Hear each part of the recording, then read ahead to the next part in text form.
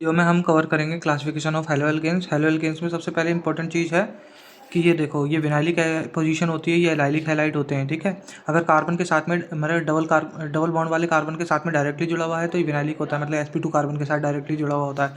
लेकिन अगर जो है तुम्हारा ये sp3 के साथ जुड़ा हुआ होता है और उसके बाद में जो अगला कार्बन होता है उस पर डबल बॉन्ड होता है तो उसे एलाइलिक कहते हैं। एलाइलिक विनाइलिक बहुत इंपॉर्टेंट है। और एराइल हैलाइड ही होते हैं और बेंजाइलिक हैलाइड ही होते हैं जब सी मतलब sp3 के साथ में जुड़ा होता है। तो मेन चीज़ यही है कि बेंजाइलिक कौन सा है, एराइलिक कौन सा है, विनाइलिक कौन सा है, एलाइलिक कौन सा है।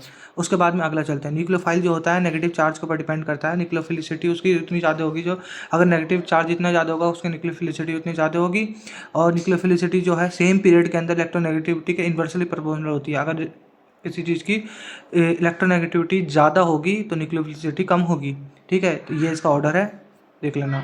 CH3NH2, फिर उसके बाद में OH, फिर F। उसके बाद में चलते हैं इस पे। इसमें है इलेक्ट्रोनेगेटिविटी जो है एस करेक्टर की परसेंटेज का डिपेंड करती है। ठीक है ना, इलेक्ट्रोनेगेटिविटी जितना एस करेक्टर ज़्यादा होगा उतना ज़्यादा इसकी इलेक्ट्रोनेगेटिविटी होगी। जैसे कि यहाँ पे एस करेक्टर जो है sp बॉन्ड है, यहाँ पे sp बॉन्ड है, यहाँ पे sp2 बॉन्ड है, यहाँ पे sp3 बॉन्ड है। ठीक है, तो बहुत बेसिक चीज़ है। उसके बाद में ऐसे चलते हैं। इसमें क्या क्या प्रॉपर्टीज़ होती हैं हेलो एल्केन्स जो है, किसकी केमिकल प्रॉपर्टीज़ क्या क्या होती हैं। पहले ये दिखाता है तुम्हारा न्यूक्लियोफिलिक सब्स्टिट्यूशन, उसके बाद में दिखाता है एलिमिनेशन रिएक्शन और रिएक्शन विद द मेटल। ये 3 टाइप के रिएक्शन दिखाता है। ठीक है, न्यूक्लियोफिलिक सब्स्टिट्यूशन रिएक्शन में SN1 SN2 SNNGP आता है, और एलिमिनेशन रिएक्शन में आता है E1 E2 और E1 CB। ठीक है, और वुड्स रिएक्शन और ग्रिग्नार्ड रिएजेंट वाली रिएक्शन जो होती है आपकी रिएक्शन विद द मेटल में आती है। अब ये जो SN1 रिएक्शन होता है ना, उसका जो सॉल्वेंट होता है वो खुद न्यूक्लियोफाइल की तरह काम करता है। इस वजह से इसको सॉल्वोलाइसिस भी बोला जाता है, क्योंकि यहाँ पे सॉल्वेंट ही न्यूक्लियोफाइल है, तो इस वजह से SN1 को सॉल्वोलाइसिस भी बोला जाता है। ठीक है, अब चलते हैं ऑर्डर ऑफ द SN1 के ऑर्डर पे चलते हैं अब। तो देखो यहाँ पे जो है ये ऑक्सीजन, अगर ये इनमें जो है ऑक्सीजन जो है यहाँ पे बैक बॉन्डिंग अपनी इलेक्ट्रॉन दे रहा है यहाँ पे। ठीक है, बैक बॉन्डिंग कर रहा है, तो इसमें ये ज़्यादा स्टेबल होगा। फिर इन दोनों के बीच में जो है ये ज़्यादा स्टेबल होगा और ये कम स्टेबल होगा। ठीक है, अब चलते हैं इस वाले में। नाइट्रोजन की बैक बॉन्डिंग ऑक्सीजन की ज़्यादा होगी। ठीक है, तो ये इंपॉर्टेंट है। अब ऑर्डर ऑफ SN2 की देखें तो SN2 में देखो मेन चीज़ जो होती है, SN2 में जो मेन चीज़ होती है ना, वो होती है स्टेरिक हिंड्रेंस कम होनी चाहिए। स्टेरिक हिंड्रेंस कम होनी चाहिए और पार्शियल पॉजिटिव जितना ज़्यादा होगा और वो रिएक्शन उतनी ज़्यादा होना चाहिए। जैसे यहाँ पे है, ये इसका इलेक्ट्रॉन खींच रहा है। ठीक है, और यहाँ पे जो है ये इसको इलेक्ट्रॉन दे रहा है। ठीक है, मैं दूसरा वाला वो कर लेता हूँ इसमें मोड। तो अब तो इसमें क्या हो रहा है, इसमें ये इसके इलेक्ट्रॉन जो है खींच रहा है। ठीक है, तो इसमें पार्शियल पॉजिटिव चार्ज जो है कम हो जाएगा। ठीक है, 1 मिनट में इसको पॉज करूँ। तो यहाँ पे क्या हो रहा है, यहाँ पे इसका पार्शियल पॉजिटिव चार्ज कम हो रहा है, क्योंकि ये जो है इसको इलेक्ट्रॉन दे रहा है। ठीक है, तो ये है, तो इस वजह से जो है, और यहाँ पे क्या हो रही है 2 डिग्री है, तो SN2 जो होता है सबसे ज़्यादा 1 डिग्री दिखाता है, फिर 2 डिग्री दिखाता है, फिर 3 डिग्री दिखाता है। अब यहाँ पे हम कवर करते हैं SN1 और SN2 की क्या क्या प्रॉपर्टीज़ होती हैं। SN1 जो होता है ये 2 स्टेप प्रोसेस होता है, ये SN2 जो होता है ये 1 स्टेप प्रोसेस होता है। SN1 जो होता है इसमें कार्बोकेटाइन बनता है, इसमें कोई कार्बोकेटाइन नहीं बनता। रीअरेंजमेंट होता है इसमें, SN2 में कोई रीअरेंजमेंट नहीं होता। फिर यहाँ पे रेट जो होता है SN1 का वो सिर्फ RX पे डिपेंड करता है। ठीक है, लेकिन इसका रेट जो होता है न्यूक्लियोफाइल और RX पे दोनों पे डिपेंड करता है। उसके बाद में इसकी जो मॉलिक्यूलरिटी और ऑर्डर होता है वो 1 होता है, और इसकी मॉलिक्यूलरिटी और ऑर्डर जो होता है ये 2 होता है। ये पोलर प्रोटिक सॉल्वेंट में काम करता है, ये पोलर एप्रोटिक सॉल्वेंट में काम करता है। बहुत इंपॉर्टेंट पार्ट है ये। इसमें 100% इन्वर्जन होता है और इसमें रेशमाइजेशन होता है, मतलब 50% इन्वर्जन और 50% रेशमाइजेशन होता है। मतलब बिल्कुल 50 एग्जैक्ट नहीं होता, 49 और 51 होता है। ठीक है, उसके बाद में लेकिन अगर तुमसे पूछा जाए तो इनको कंपैरिजन करा जाए तो सीधे सीधे आप बोलोगे कि हाँ इसमें 100% इन्वर्जन होता है और इसमें जो होता है रेशमाइजेशन होता है। ठीक है, मैं इसको मिटा देता हूँ। तो अब आगे चलते हैं। Rate and stability of the carbocation. देखो हाँ, जो इसका रेट होता है ना SN1 का रेट जो होता है वो स्टेबिलिटी और कार्बोकेटाइन के साथ में डिपेंड करता है, और इसका जो रेट होता है वो स्टेरिक हिंड्रेंस पर डिपेंड करता है। इसके बाद में ये इसके तो कुछ ग्राफ्स हैं। RX के साथ में रेट क्या होता है, RX के साथ में, क्योंकि ये RX पे डिपेंड करता है, ये RX पे डिपेंड करता है। देखो तो इसका जो है इसका लीनियरली ग्राफ बना रहा है इसके साथ में, लेकिन न्यूक्लियोफाइल पे डिपेंड नहीं करता इसका रेट, तो न्यूक्लियोफाइल के साथ में ये नहीं बना रहा है ग्राफ, ठीक है। और यहाँ पे जो होती है 2 ट्रांजिशन स्टेट्स होती हैं, ठीक है, और एक यहाँ पे जो है कार्बोकेटाइन बनता है। यहाँ पे क्या है, यहाँ पे जो है आरएक्स पे भी डिपेंड करता है, न्यूक्लियोफाइल पे भी डिपेंड करता है रेट। और यहाँ पे जो है एक ट्रांजिशन स्टेट बनती है, यहाँ पे कोई इंटरमीडिएट नहीं बनता है, ठीक है। चलिए इसको हम हटा देते हैं। अब यहाँ पे जो लोन पे ये लिविंग ग्रुप जो होता है ये मॉडरेट होता है, यहाँ पे भी लिविंग ग्रुप मॉडरेट होता है। यहाँ पे जो न्यूक्लियोफाइल होता है ना, ये बहुत इंपॉर्टेंट है, ये पॉइंट इंपॉर्टेंट है बहुत ज़्यादा, और एक पॉइंट ये इंपॉर्टेंट है इसमें, और एक पॉइंट है ये इंपॉर्टेंट है, ठीक है। तो यहाँ पे न्यूक्लियोफाइल वीक होता है, यहाँ पे न्यूक्लियोफाइल SN2 में जो होता है स्ट्रॉन्ग न्यूक्लियोफाइल होता है, ठीक है। अब बात करते हैं विनाइलिक। अब हाँ, तो अब बात करते हैं कि यहाँ पे जो है कौन नहीं देता है रिएक्शन। विनाइलिक और एराइलिक हैलाइड होते हैं जो डायरेक्टली SN2 के साथ में जुड़े हुए होते हैं, वो जो है SN रिएक्शंस नहीं देते, जनरली SN नहीं देते हैं, ठीक है। SN2 की बात नहीं हो रही है, SN1 की बात नहीं, SN नहीं देते, क्योंकि भाई वहाँ पे उनका जो है ये पढ़ा है ना हमने, यहाँ पे का डबल बॉन्ड होता है, फिर वो डबल बॉन्ड की वजह से ये अनस्टेबल हो जाते हैं। तो अब है SN2 रिएक्शन। SN2 रिएक्शन कौन नहीं देता है, SN2 रिएक्शन कौन नहीं देता है, तो ये तोड़ दो, नहीं ये भी नहीं देखा, ये एक्स नेगेटिव यहाँ से निकलेगा, क्योंकि निकलता क्या है, सब्स्टिट्यूटिंग न्यूक्लियोफाइल है ना। न्यूक्लियोफाइल क्या होता है, न्यूक्लियोफाइल के पास इलेक्ट्रॉन्स होते हैं और उसको पॉजिटिव चाहिए होता है, और यहाँ पे पॉजिटिव रह जाएगा CH के ऊपर, तो CH के ऊपर अगर पॉजिटिव रह जाएगा तो फिर फ़ायदा ही क्या हुआ, मतलब कि फिर वो पॉजिटिव इसके ऊपर स्टेबल नहीं होता, एक बार कोई नेगेटिव स्टेबल हो जाता है, ठीक है।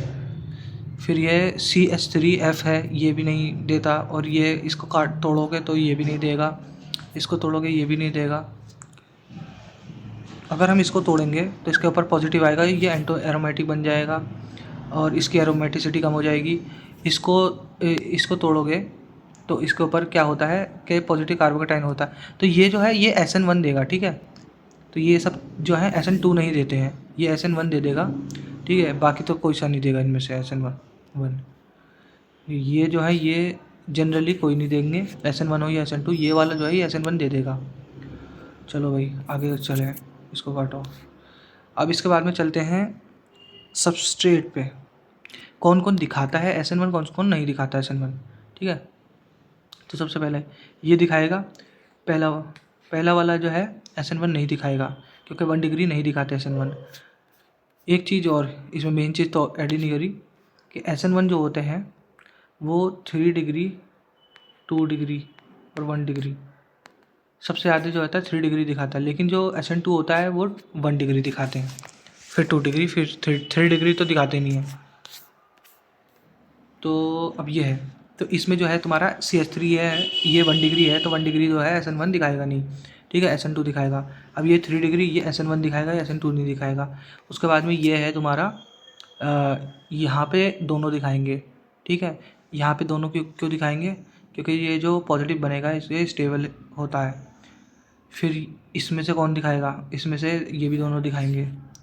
उसके बाद में इसमें दोनों नहीं दिखाएंगे, क्योंकि ये पॉजिटिव आ जाता है, अनस्टेबल होता है इसके ऊपर, ये भी नहीं दिखाएंगे दोनों। उसके बाद में ये देख लेना, देखो हाँ, ब्रिडिज वाले जो कार्बन होते हैं ये कभी भी sp2 बनाना नहीं चाहते, इस वजह से ये दोनों नहीं दिखाएंगे। और ये दिखा देगा क्योंकि यहाँ पे ये कटेगा तो फिर इसके ऊपर जो है पॉजिटिव आएगा, तो ये रेजोनेंस स्टेबलाइज्ड है, तो ये दोनों दिखाएंगे और ये भी दोनों दिखाएंगे। तो कौन कौन दोनों दिखाएंगे ये ध्यान रखना, ये मैं ऐसे करके रख देता हूँ।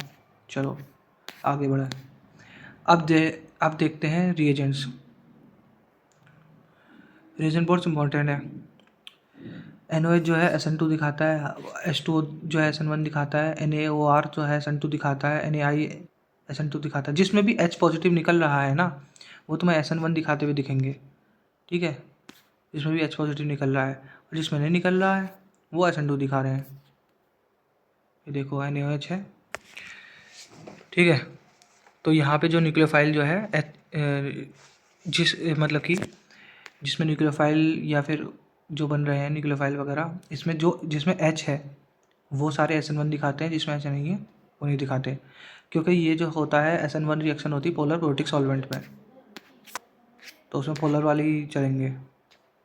ये AgNO3, AgNO2 भी SN2 SN2 SN2, ये तीनों SN2 SN2 SN2 SN2 दिखाते हैं, ठीक है।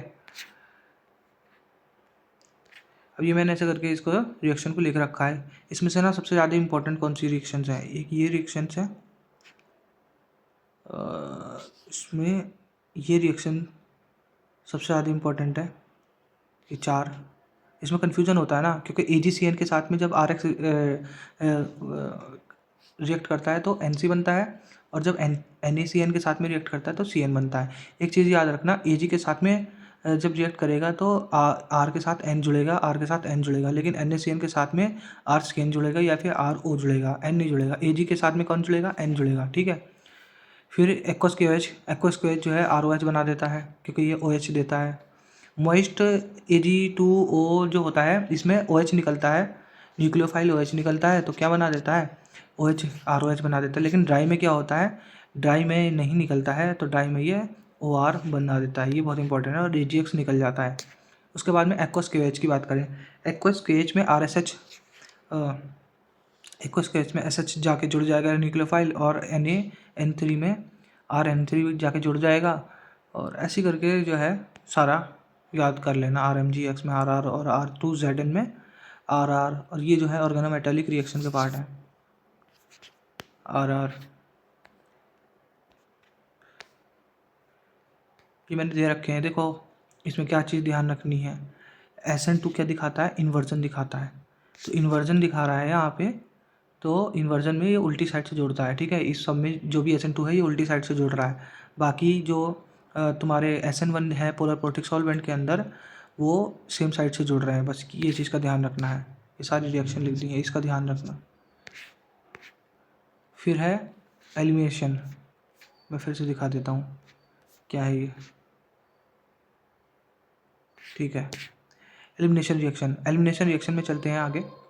Elimination reaction of the alkyl halide, ये एलिमिनेशन रिएक्शन जो होते हैं 3 टाइप की होती है, E1 E2 और E1C1, ठीक है। तो सबसे पहले बात करते हैं E2 की। E2 में क्या होता है, E2 में देखो, जैसे E2 में क्या होता है कि E2 टाइप की जो रिएक्शंस होती हैं उसमें तुम्हारा ये पोलर सॉल्वेंट के नहीं होते हैं, तो जिसमें भी तुम्हें मतलब कि जो तुम्हारे तो E2 रिएक्शन में आता है डिहाइड्रोहाइड्रोजनेशन, ये अभी हमने पिछले चैप्टर में भी पढ़ी है। डिहाइड्रोहाइड्रोजनेशन रिएक्शन में क्या होता है तुम्हारा, ये एंटी एलिमिनेशन होता है। Biomolecular elimination reaction anti elimination होता है, इसकी मॉलिक्युलरिटी 2 होती है और ऑर्डर भी 2 होता है। ये RX पे भी डिपेंड करता है, ये बेस पे भी डिपेंड करता है, ठीक है। और ये स्टेप 1 जो होता है इसका रेट डिटरमाइनिंग स्टेप होता है। और इसमें जो है प्रायोरिटी ऑर्डर देख लीजिए, प्रायोरिटी ऑर्डर किस तरीके से होगा। अगर ये HD3 और T3 होगा तो इसमें जो है H को ज़्यादा प्रायोरिटी मिलेगी। और ये इसमें क्या होता है तुम्हारा, इसमें ये प्रायोरिटी ऑर्डर दे रखा है, इसमें एल्कीन की प्रायोरिटी ऑर्डर दे रखा है, ये ज़्यादा प्रायर होगा इसमें। और लिविंग ग्रुप देख लें तो हमने पढ़ा था, लिविंग ग्रुप जो होता है I नेगेटिव ज़्यादा वो होता है, तो लिविंग ग्रुप जो है IBr फिर Cl प्रायोरिटी ऑर्डर। फिर बल्कि बेस देखें तो अगर देखो बल्कि बेस होता है तो इसमें हॉफमैन प्रोडक्ट बनता है, और इसके रिएजेंट्स कुछ ये हैं बल्कि बेस, जैसे कि ये हो गया बल्कि बेस है ये, ठीक है। अगर ये जुड़ता है ना तो क्या होगा कि मेजर एल्कीन नहीं बनेगी, फिर कुछ इस तरीके से एल्कीन बनेगी, ठीक है। जो तुम्हारा हाइड्रोजन निकलेगा वो उस जगह से निकलेगा जो ऑलरेडी जहाँ पे ज़्यादा हाइड्रोजन है। तो इसमें जैसे साइड प्रोडक्ट बन रहा है, इसमें हॉफमैन प्रोडक्ट बन रहा है, ये बहुत इंपॉर्टेंट है। बल्कि बेस अगर आ जाता है, कई बार बल्कि बेस दे देते हैं वो। बल्कि बेस कौन सा है, ये है बल्कि बेस। आगे चलते हैं। अगर देखिए रेजोनेंस होता है तो रेजोनेंस में क्या देखेंगे हम, यहाँ पे अल्काइल KOH है, ठीक है। 2 प्रोडक्ट बन सकते हैं, एक यहाँ पे आ सकता है इसका एल्कीन, और एक यहाँ पे आ सकता है। यहाँ पे जो है अल्फा हाइड्रोजन तो 8 है, लेकिन यहाँ पे जो है रेजोनेंस आ रहा है, तो रेजोनेंस आ रहा है तो भाई उससे बढ़िया क्या है, रेजोनेंस +1 एक अल्फा हाइड्रोजन भी है, और क्या चाहिए आपको। तो ये इसमें प्रायोरिटी ऑर्डर मतलब कि इसकी मेजर ये बनेगा। फिर है ये दूसरी वाली रिएक्शन, इसमें क्या होता है, ये X2 है, डी हेलोजिनेशन होता है, इसमें दोनों हेलोजन हटा रहे हैं यहाँ पे, ठीक है। ये भी एंटी एलिमिनेशन होता है, इसमें स्टेप 1 डिटरमाइनिंग स्टेप होता है। और क्या बनता है यहाँ पे, एल्कीन बनता है और ZnX2 निकल जाता है यहाँ से, और NaX और IX जो भी होता है वो निकल जाता है, ठीक है ना। NaI एसीटोन और जिंक डस्ट हीट करेंगे तो ये बनता है। इसमें देखो एंटी एलिमिनेशन हो रहा है, तो इस वजह से यहाँ नहीं हो रही है रिएक्शन, इन दोनों के बीच में हो रही है, एंटी एलिमिनेशन हो रहा है इस वजह से। अब बात करते हैं हम E1 टाइप की रिएक्शंस। ये मैंने पिछले चैप्टर में भी कवर करी है, E1 E2 इसको सही से कवर करा था, इलेक्ट्रोफाइल्स वगैरह, NCC और classical carbocation, non classical carbocation. अब देखो एक रूल ट्रिक है, अगर तुम्हारे पास CH3X है तो सीधे SN2 बनेगा। अगर यहाँ पे मतलब कि मिथाइल जुड़ा हुआ है सिर्फ, तो SN2 बनेगा, ठीक है, SN2 रिएक्शन होगी। लेकिन अगर RCH3 जुड़ा हुआ है तो क्या होगा, है तो ये भी 1 डिग्री, तो SN2 या फिर E2 होगा। अगर SN2 कब होगा, जब उसके लिए जो रिएजेंट यूज़ होते हैं वो रिएजेंट यूज़ होंगे, जैसे कि I नेगेटिव हो गया, एक्वस KOH हो गया, CN हो गया। CN नेगेटिव मतलब कि ये सब न्यूक्लियोफाइल हो गया, ये मतलब कि KI हो सकता है, HCN हो सकता है, HBr हो सकता है, KSH हो सकता है एक्वस फॉर्म में, ठीक है। जितने भी SN2 के वो होते हैं, वो अगर वो रिएजेंट है तो वो SN2 करेगा। लेकिन E2 करेगा जब E2 करेगा जब एल्कोहलिक KOH हो गया, या फिर इथाइल अल्कोहल हो गया हीट के साथ में, और बल्कि ग्रुप होगा तो तुम्हें पता ही है कि बल्कि ग्रुप होता है तो हॉफमर प्रोडक्ट बन जाता है।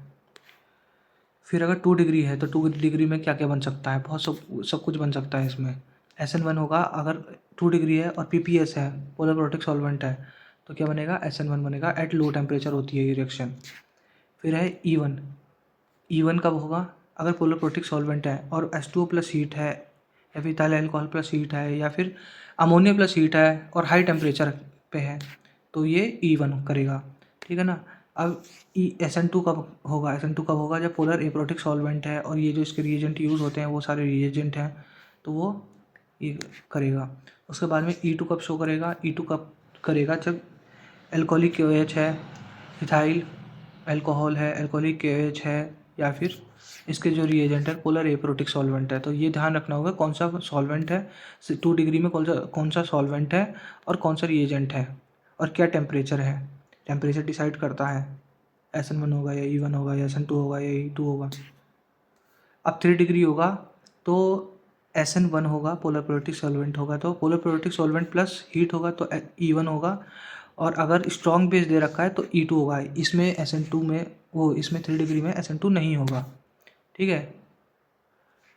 अब ये सारे मैंने जो है एक जगह रिएक्शंस लिख रखे हैं।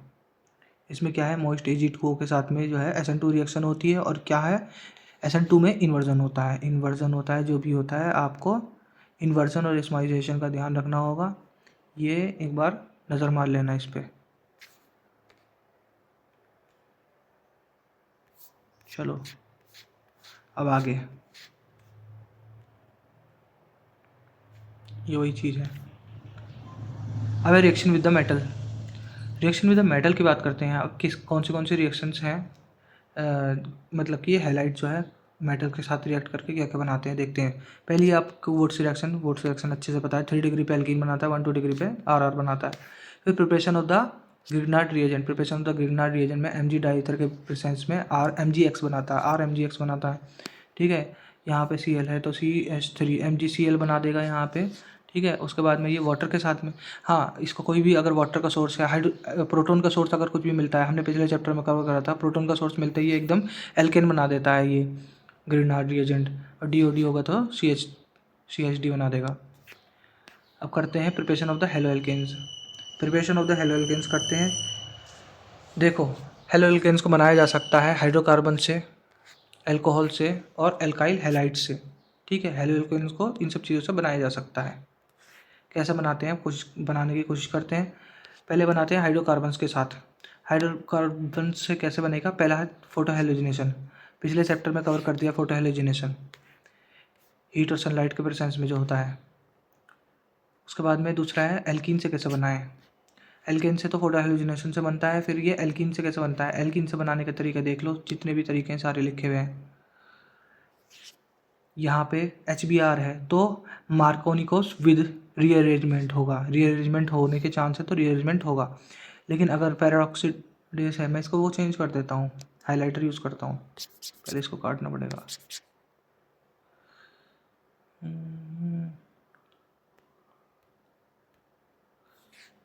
तो देखो, अगर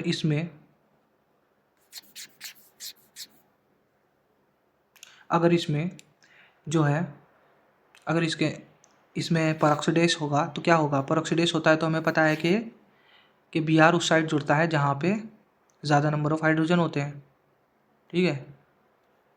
और जब HCl है तो मार्कोनिकोस विद रिएजेंट वो विद रीअरेंजमेंट होगा, ठीक है। और उसके बाद में HCl है R2O, इसके साथ में कोई फ़र्क नहीं पड़ता है, ये पेरोक्सीडेस का कोई असर नहीं होता इसमें। और CCl4 अगर Br2 के साथ में है तो हमको पता है कि मार्कोनिकोस विदाउट रीअरेंजमेंट होता है। उसके बाद में Cl2 CCl4 है तो क्या होगा, सेम है, मार्कोनिकोस विदाउट द रीअरेंजमेंट। ये सारे तरीके हैं जिससे कि हम एल्कीन से बना सकते हैं एल्काइल हैलाइड। अब उसके बाद में करते हैं फ्रॉम द एल्काइंस। एल्काइन से कैसे बनाएं, एल्काइन से भी हमको बनाना आता है। इसके साथ में हम HCl को रिएक्ट कर देते हैं तो ये 2 Cl जोड़ देता है, और Br2Cl CCl4 non classical carbocation के रास्ते से मार्कोनिकोस विदाउट द रीअरेंजमेंट, इसमें रीअरेंजमेंट नहीं होता, और एक एक Br और एक एक Br यहाँ पे जुड़ जाते हैं, ठीक है ना। ये कंप्लीट। अब डार्जन रिएजेंट देखिए, डार्जन रिएक्शन जो होती है, डार्जन रिएक्शन में SOCl2 एल्कोहल से अब हम बना रहे हैं, एल्कोहल से एल्काइल हैलाइड बनानी है हमको, ठीक है। तो ये एल्कोहल जो है इसको ये डार्जन रिएक्शन है, SOCl2 के साथ में रिएक्ट करेगा ये, और ये क्या करेगा कि SNI रिएक्शन दिखाएगा। इसमें क्या होता है देखो, SN1 रिएक्शन में जो होता है, SN1 रिएक्शन में होता है रेस्माइजेशन, और SN2 रिएक्शन में क्या होता है, इन्वर्जन, ठीक है। और ये SNI रिएक्शन में होता है रिटेंशन। तो ये इसके साथ में रिटेंशन, तो सेम साइड में से जुड़ता है ये जाके, और सेम जो है इसकी सेम तरफ से जुड़ जाता है, मेन चीज़ यही है।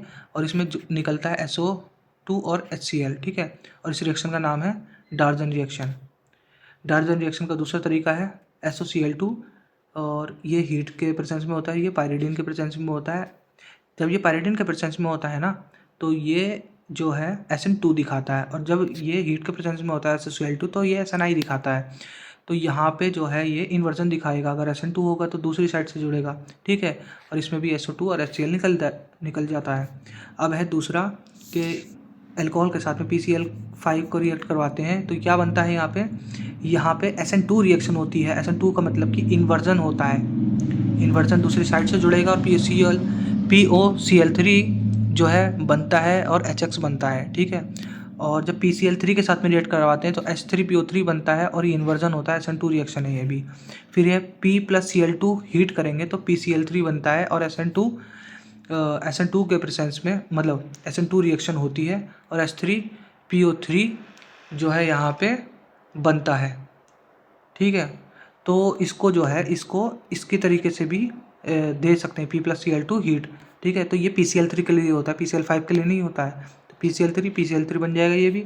तो ये रिएक्शन H3PO3 और ये यहाँ पे जो है POCl3 बन जाएगा, ठीक है। अब आगे बढ़ते हैं। अब अगर हम अल्कोहल को जो है HCl और ZnCl2 के साथ में रिएक्ट करते हैं तो यहाँ पे जो है Cl और Cl जुड़ जाएगा, ठीक है। और ये SN1 रिएक्शन होती है। अब है ल्यूकेस टेस्ट। ल्यूकेस टेस्ट में ZnCl2 और कंसनट्रेटेड HCl, इसका जो होता है एनहाइड्रेट ZnCl2 और कंसनट्रेटेड HCl जो है इसका रिएजेंट है। और अगर बैक बॉन्डिंग है तो ये बहुत जल्दी दे देता है ये ल्यूकेस टेस्ट। ल्यूकेस टेस्ट जो है इसमें नहीं होगा, क्योंकि इसमें टूटने के बाद में स्टेबिलिटी खो देगा, और ये ब्रीडिंग ये भी कभी भी नहीं चाहेगा कि ये टूटे। और यहाँ पे जो है ये इमीडिएट दे देगा, क्योंकि इस पर रेजोनेंस है, ये भी इमीडिएट दे देगा क्योंकि ये भी रेजोनेंस में है। अब है फ्रॉम द हेलोजन। हेलोजन की बात करें तो फिंकलस्टीन रिएक्शन हेलोजन से, हेलोजन फ्रॉम द हेलोजन जो है, अगर हम हेलोजन से आर आई बनाना चाहते हैं और आर एफ बनाना चाहते हैं तो हम पहली चीज़ तो आर आई बनाने के तरीके को फिंकलस्टीन रिएक्शन बोलते हैं और आर एफ बनाने के तरीके को श्वार्ट्ज रिएक्शन बोलते हैं, ठीक है। इसमें फिंकलस्टीन में NaI एसीटोन SN2 जो है मैकेनिज्म होता है और आर आई बनता है और NX PPT करके निकलता है, ठीक है। और इसमें श्वार्ट्ज रिएक्शन में AgF हीट करके AHDF2 या फिर कोई भी फ्लोराइड्स होते हैं इनके मेटल फ्लोराइड्स को हम जब RX के साथ में रिएक्ट करते हैं, ये RX कौन कौन हो सकते हैं, ये RXCl या फिर Br हो सकते हैं, ठीक है। तो उससे क्या बनता है, RF बनता है, ठीक है। RCl के साथ में मान लीजिए रिएक्ट करेंगे, AgF हीट करेंगे और Hg2F2 को हीट करेंगे तो RF और AgX जो है PPT बनता है। इसमें NX PPT बनता है, इसमें AgX PPT बनता है, इसमें फिंगलस्टीन में I बनता है। और हाँ, इस तरीके से भी याद कर सकते हैं कि फिंगलस्टीन में F आता है लेकिन इसमें RI नहीं आएगा, श्वार्ट्ज रिएक्शन में RF बनता है, ठीक है। तो कंफ्यूज मत होना कि RI किस में बनेगा, RI फिंगलस्टीन में बनेगा, RF किस में बनेगा, श्वार्ट्ज में बनेगा। फिंगलस्टीन में भले से F आता है लेकिन RF नहीं बनेगा। देखो तरीके तो बनाने पड़ेंगे क्योंकि इतनी सारी रिएक्शंस है, उसको रटना है तो तरीके तो बनाने पड़ेंगे, ठीक है। अब है डाइएज़ो। अब है डाइएज़ो, पहले इसको देख लेते हैं मेथड। अब शुरू करते हैं हम method of preparation of haloalkanes, वो हेलो एरीन्स, ठीक है। एरोमेटिक एरीन्स की एरोमेटिक हेलोजन कंपाउंड्स कैसे बनाएं ये पढ़ेंगे अब हम। तो पहले benzene and toluene, from benzene और टाउनिन से कैसे बनाएं। जैसे बेंजीन है, ठीक है, बेंजीन है तो बेंजीन में ये बेंजीन क्या करेगा, जब AlCl3 होता है ये, तो ये इसका एक्स बनाएगा और ये जो है इलेक्ट्रोफाइल है, इसको इलेक्ट्रॉन चाहिए, ये इलेक्ट्रोफाइल आके अटैक करता है जहाँ पे इलेक्ट्रॉन्स होते हैं। इलेक्ट्रॉन्स इसके कहाँ पे बनाता है, देखो ये CH3 का इफेक्ट क्या होगा, +H इफेक्ट देता है ये, ठीक है। +H इफेक्ट देने की वजह से ये ऑर्थो या फिर पैरा पोजीशन पे जो है इलेक्ट्रॉन डेंसिटी बढ़ाता है। अब इलेक्ट्रॉन डेंसिटी बढ़ जाती है लेकिन ये मेजर जो होता है इसमें ये पैरा ही मेजर होता है, ठीक है। इसका दूसरे रिएजेंट क्या है, X2 भी ले सकते हैं, FeX3 भी हो सकता है, X2 Fe भी हो सकता है और हीट करते हैं साथ में, ठीक है। तो ये सारे इसके रिएजेंट्स है, बहुत इंपॉर्टेंट है। फिर है फ्रॉम बेंजीन डाइजोनियम सॉल्ट, ये पहले मतलब कि हम डाइजोनियम सॉल्ट से भी हम इसको हेलो एरेंज बना सकते हैं। कैसा बनाएंगे, तो पहले तो डाइजोनियम सॉल्ट का तरीका देखो क्या होता है। डाइजोनियम सॉल्ट बनाने का तरीका होता है कि एमाइन को लेके, एराइल एमाइन लेके हम HNO2 और NaNO2 HCl के साथ में रिएक्ट करवाते हैं 0 to 5 डिग्री सेल्सियस पे, और यहाँ पे क्या बनता है, बेंजीन डाइजोनियम सॉल्ट बन जाता है, ठीक है, BDS। और फिर इससे हम कुछ भी बना सकते हैं, बेंजीन डाइजोनियम सॉल्ट से हम बहुत कुछ बना सकते हैं, बहुत सारी रिएक्शंस हैं इसके लिए। तो देखो अगर हमारे पास बेंजीन डाइजोनियम सॉल्ट है तो अगर हम CuCl2 के साथ में रिएक्ट करेंगे, HCl के साथ में रिएक्ट करेंगे तो PHCl बना देगा, ठीक है। ये सारी रिएक्शंस एंड मेयर रिएक्शंस होती हैं, ठीक है। तो Cu2Br2 HBr के साथ में करेंगे तो PHBr बना देगा, CuCN के साथ में HCN के साथ में रिएक्ट करेंगे तो PHHCN बना देगा। अब ये है गेटरमान कोच रिएक्शन। अगर सिर्फ Cu और HCl है तो फिर भी ये क्या बनाएगा, डाइजोनियम सॉल्ट के रिएक्शन है सारी ये PHCl बना देगा। फिर CuHBr के साथ में ये PHBr बना देगा, KI के साथ में हीट के साथ में PHI बना देगा, ठीक है। इसको सीजी रिएक्शन बोलते हैं। ये दोनों रिएक्शन है गेटरमान कोच रिएक्शन, गेटरमान कोच नहीं, सिर्फ गेटरमान रिएक्शन बोलते हैं इसको, ठीक है। तो ये कट करो सारा। तो CuHBr के साथ में क्या होता है, गेटरमान कोच रिएक्शन, और CuCN Cu2Br2 मतलब कि कॉपर के ऊपर +1 होगा और +HBr, तो ये तुम्हारा सैंड मेयर होता है। ये KI के साथ में PHI बना देता है। अब चलो इधर की साइड, HbF4 के साथ में रिएक्ट करके ये जो है PHN2BF4 नेगेटिव बनाता है, ठीक है। BF4 नेगेटिव बनाता है और NaNO2 के साथ में रिएक्ट करके फिर PHNO2 नाइट्राइड बना देता है ये, ठीक है।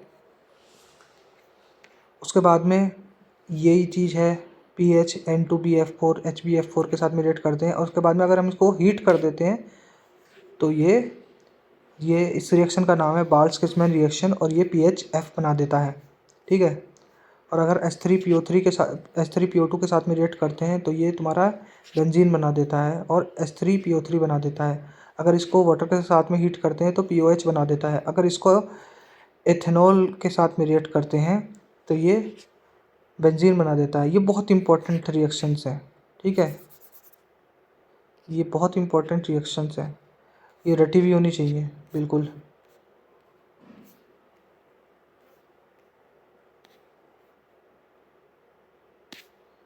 अगर आप वीडियो देख रहे हैं ना तो साथ में इसके जो है जो जो जैसे इस टाइप के जो मैं बना रहा हूँ ये इसको बना लेना अपनी नोटबुक में, इससे बाद में रिवीजन में बहुत फ़ायदा होगा। कन्वर्जेंस वगैरह, कन्वर्जेंस तो खैर NCERT में काफ़ी है ऑलरेडी। तो ये रिएक्शन नेम रिएक्शन है, ये भी नेम रिएक्शन है, पीटरमान रिएक्शन। चलो आगे बढ़ते हैं। अब है chemical properties of the हेलोएरिन्स। Chemical properties of the हेलोएरिन्स की बात करते हैं।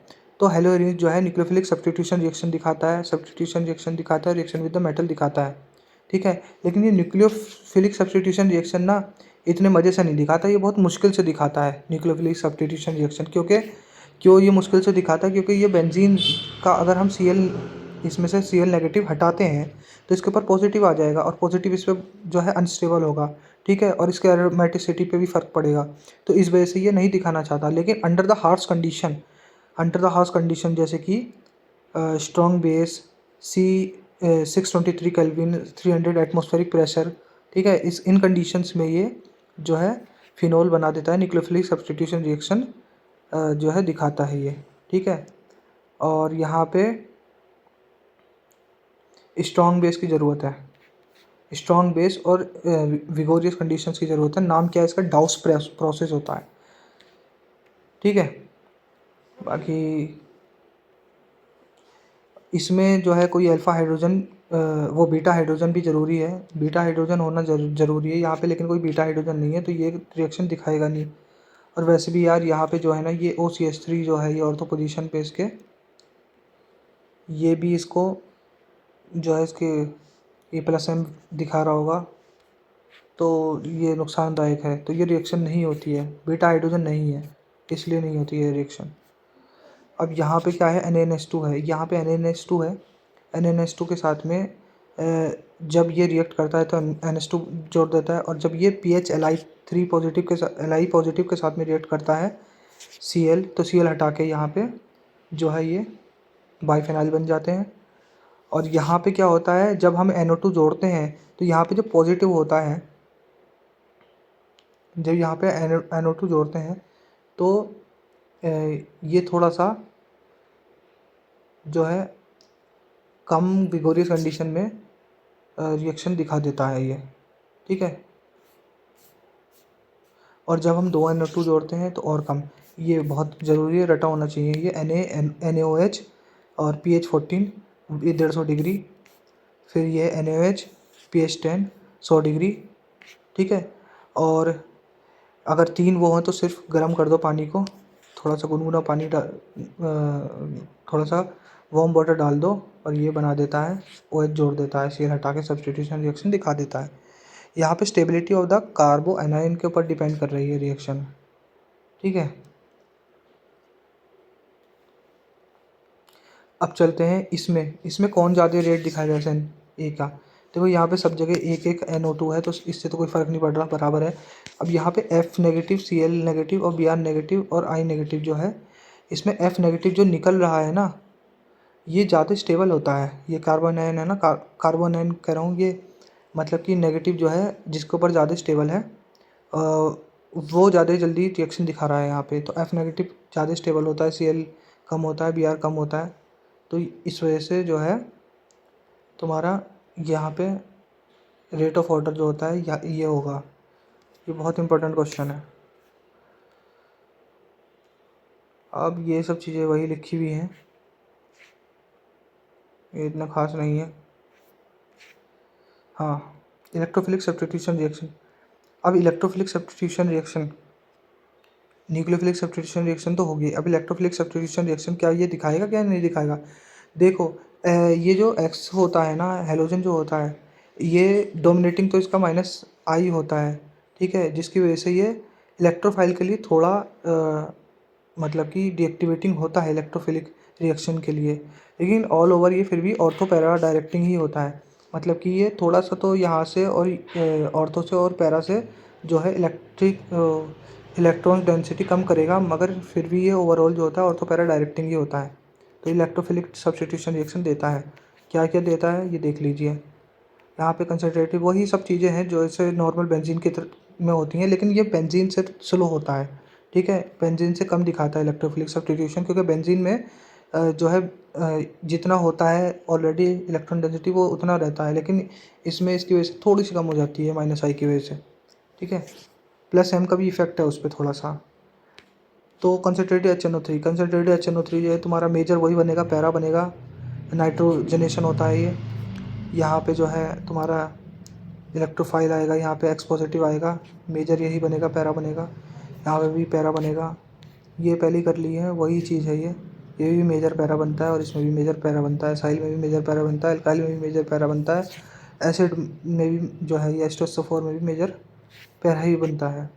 फिर है reaction with the metal, metal के साथ में जो है अगर अराइल हैलाइड की हम रिएक्शन करवाते हैं Na डाईईथर के प्रेजेंस में, तो क्या होता है कि ये दोनों जुड़ जाते हैं और NaX निकल जाता है। वुड्स फिटिक रिएक्शन में क्या होता है? वुड्स फिटिंग रिएक्शन में वुड्स और फिटिक, वुड्स किसके लिए होती है?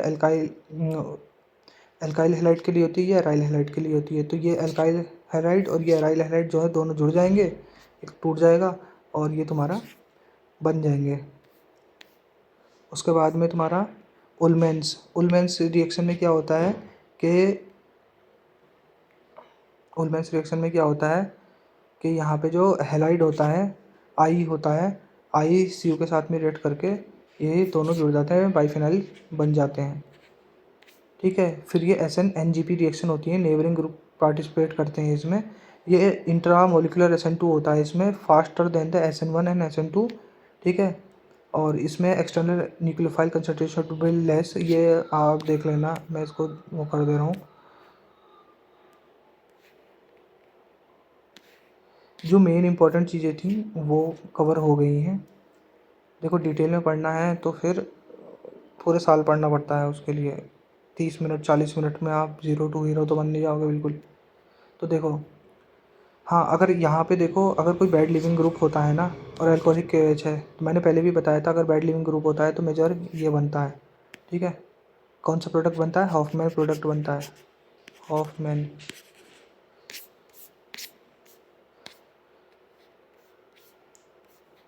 यहाँ पे भी देखिए हॉफमैन प्रोडक्ट बन रहा है,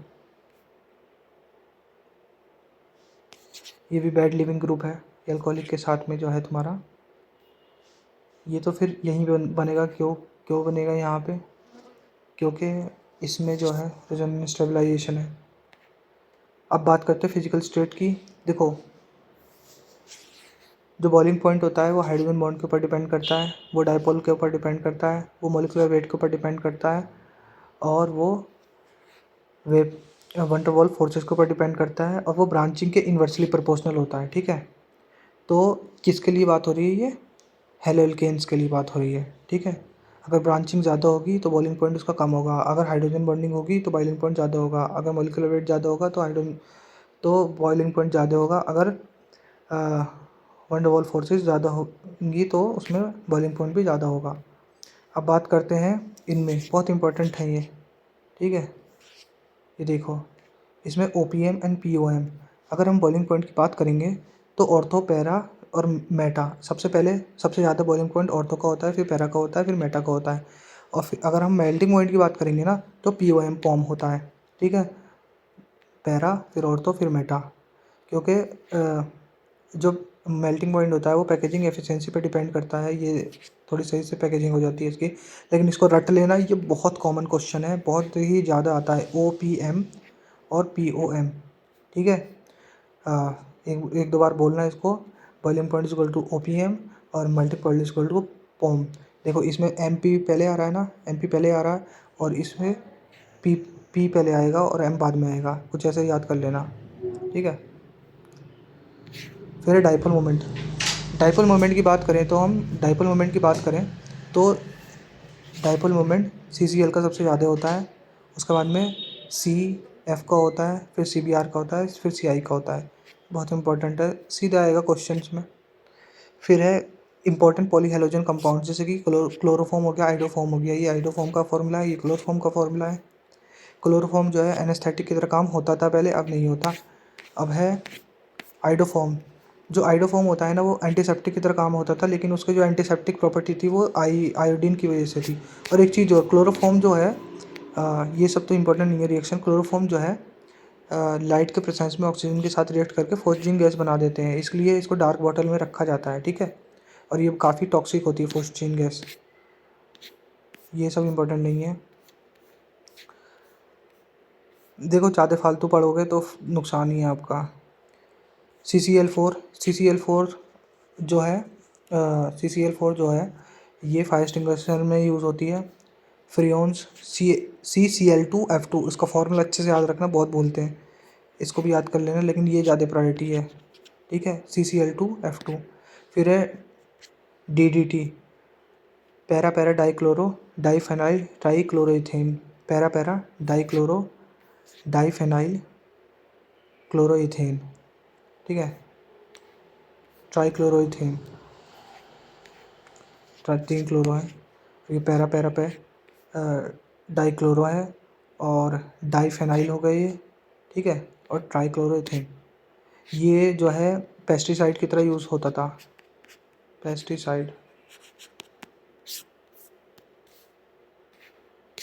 बस कंप्लीटेड, ये चैप्टर कंप्लीट हो चुका है। अगला चैप्टर करेंगे अल्कोहल।